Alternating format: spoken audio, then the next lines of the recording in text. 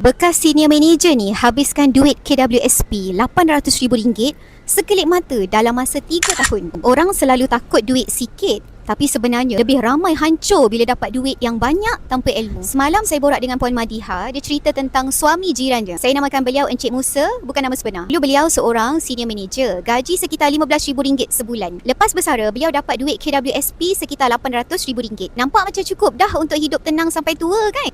Tapi tahu tak apa yang terjadi? Pertama, Encik Musa beli Mercedes mewah. Kedua, beliau kahwin lain dan ceraikan isteri pertama. Tiga, beliau masuk skim cepat kaya sebab nak gandakan duit dengan cepat. Dan tiga benda ni lah yang buatkan duit RM800,000 tadi habis licin dalam masa 3 tahun sahaja. Sedangkan duit itulah yang sepatutnya tampung kos hidup beliau sampai umur 70 hingga 80 tahun nanti. Hari ini, Encik Musa terpaksa kerja semula. Tapi kudrat umur 50 hingga 60 tahun ni tak sama macam umur 30 dulu. Kerja yang beliau mampu buat sekarang pun tak mampu bagi pendapatan macam dulu lagi. Lebih sedih, beliau terpaksa pindah negeri sebab banyak hutang tak terbayar. Mercedes pun dah tergadai. Ngeri saya dengar kisah ni sebab ini membuktikan satu benda, duit banyak tanpa ilmu akhirnya jadi peleburan. Kalaulah dulu Encik Musa sempat selamatkan sebahagian duit KWSP itu kepada aset fizikal macam emas, sekurang-kurangnya masih ada simpanan yang boleh bertahan lama. Boleh dicairkan sedikit demi sedikit untuk tampung hidup beliau selepas bersara. Tak perlu lagi membanting tulang semula di usia tua sebab tenaga umur 50 tahun tak sama dengan tenaga umur 30 tahun.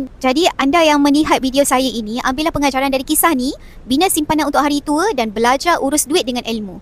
Jangan terlalu sibuk nampak mewah sampai akhirnya jatuh miskin di usia persaraan.